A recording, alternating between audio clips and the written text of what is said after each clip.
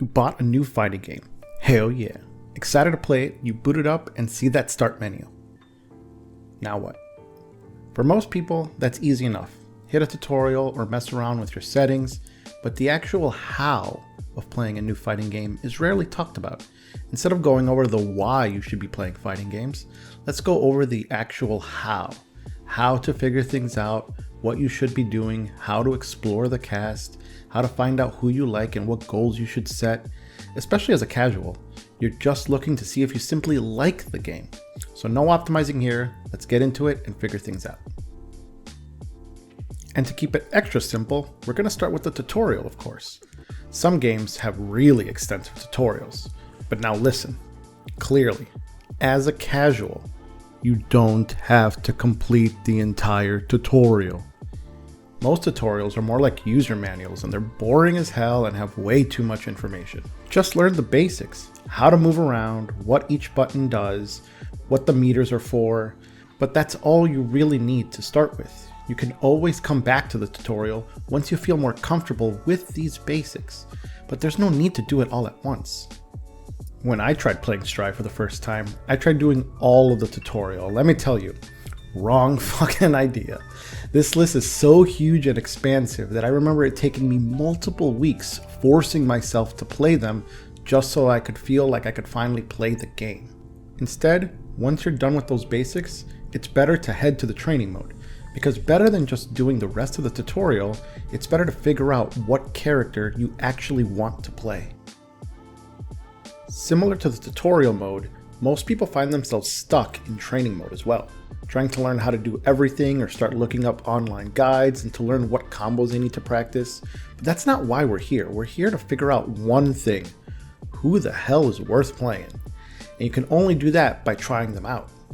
There are just two things you need to figure out to know if a character is worth trying. They look cool to you, and you like how they feel. Looks is easy. They're right there on the character select screen. Pick someone and load in. Feel, now that one's a lot more subjective. I would separate feel into three parts: movement, range, and ease of use. In training mode, just move around with them and start hitting buttons. Notice how fast the character is, how they jump, can they dash, do they run? Maybe they have a special move that lets them move in a different way. Most people have a limit to how slow they like their character to be, so give different characters a feel for how they move. Same with their buttons, how fast they come out, how far they reach. The further an attack reaches, the more space on the screen you can control. It lets you play more defensively. The shorter the range, the more you'll need to close the distance, so the more base speed you'll want. Ease of use is a tricky one. This one is more about what the character's strategy is and how easy it is to execute. Some characters you can tell right off the bat. You can tell Zato is going to beam harder than just Soul. Others won't be as clear, but you shouldn't let that discourage you too much. Take note of how complex their kit seems. All you're wanting to see is if you'll need extra help later, probably in the form of guides, to figure out the character. If you like a simple character, great. It makes things feel better when you're starting out, but it's not required. With that, after you've gone through a few characters, have a short list of those you want to try out further. Those that tick off both of those boxes of being cool and feeling good to play. So let's get out there and actually start playing. There are two types of people when it comes to playing. You want to get right in there online and start hitting buttons, or you don't want the pressure yet and you want to develop the basics first. I think most casuals fall into the develop the basics first kind of people. There is a pressure to going online, so you want to get your feet wet first, and I'm with you, I agree. And that's honestly what arcade mode is for. Is a CPU just like fighting a human? No.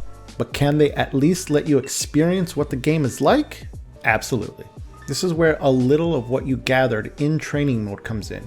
You can see if what you tried is actually good and how hard it is to use. Against the CPU, there is no worry of winning or losing. You are just trying things out, and this is the point of it. If you're an online go-getter, you're doing the same thing, just with another person. You're trying out your different moves and buttons, seeing what works and what doesn't work, adapting a bit as you see what your opponent does, and that's good. Ultimately, playing in either way, you're deepening your understanding of what the character plays like. Do you enjoy it? Is it harder than you thought? Maybe it's easier than you thought. Regardless, it's about exploring and seeing what's fun. Try out all the characters you are interested in and give it some matches. Approach it with an open mind. You're not trying to win, just seeing what the game is like. The character that got me into Strive was Nagoriyuki. Giant samurai man that turned out to be a vampire with a kick-ass mask. I was in. And then I tried the character out, and holy hell was he hard. Managing his blood meter, his slow-ass movement speed, and needing to depend on Fukio to move around, it was tough. I wanted to play him, but he just felt too much at the time.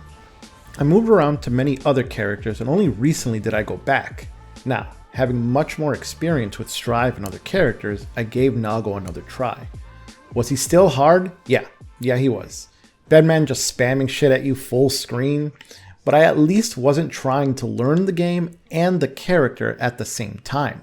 I now know the game, so it wasn't as difficult to learn him the second time around. Once you're done with some matches and your opinion has solidified, you should now know what character or characters you want to play further.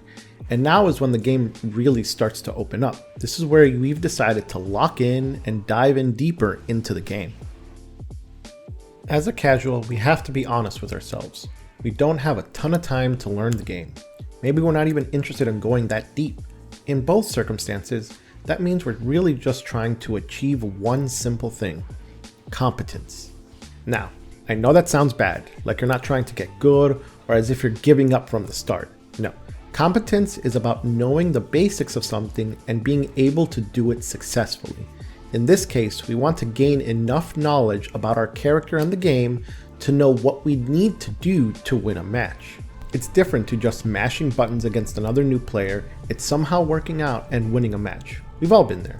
And though that can feel good, that joy runs out real fast. Conversely, we all also know what it's like to mash buttons and lose and think to ourselves, I don't know what was happening, I was just mashing buttons. But when we like a game and when we like our character, we want to know how they win. We want to learn how to use our tools, how to win our matches. And at the beginning, you need to reach that baseline of understanding first. That's competence. There are 3 areas we have to expand our knowledge in to get there: how our character works, how other characters work, and how the base game works. Our character? Easy. If the game has character guides, play those. Hit up YouTube, look up a guide, or it's already in front of you. Play the game. Play the game and reflect on what's working, what's not working, and remember to use training mode to figure out what you can do better. Most people don't try to learn an opponent character, but it's needed. There are matchups that you need to develop. My tip for this is using the versus mode, or even training mode and just set up the AI to fight you.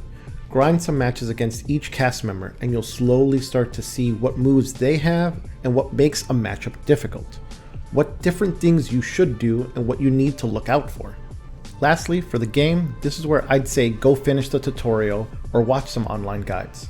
Now that you have a basic understanding of the game, since you've been playing it a bit, you can actually start to add in more knowledge. You may not be able to implement things immediately. Shit, I still suck at utilizing Roman cancels most of the time. But it's simply about learning what can happen in a match rather than being confused. One bonus thing you need to keep in mind: don't let your ego get in the way. In all of this, your own pride, wanting to avoid confusion, or even just your desire to win can cause you to get fired up. You can even start tilting sometimes. But what we all have to remember is we're beginners. Of course you don't know what's happening. We just started. Of course you're losing. We just started. Nobody gets mad at a beginner for not knowing. We know that's where everyone starts. So don't beat yourself up just because you don't know how to play the game yet. You'll get there. All in all, we need to be realistic with what we're trying to do here. We're casuals. We're not out here trying to grind for the next tournament. We're not trying to compete to get into a league. We're just checking out a new game and seeing if it's fun. For us casuals, it's usually a time investment question. How much time do I want to dedicate to learning the game? I only have so much time in a week to game. Is this game fun enough to spend that time? That's what we're really after. This video went ultra simple into what to do when you just boot up the game. But the next video will get into a bit more meat. Let's see how well I can simplify how to build a basic strategy with any character. And if the biking guide is any example, I just gotta keep it casual.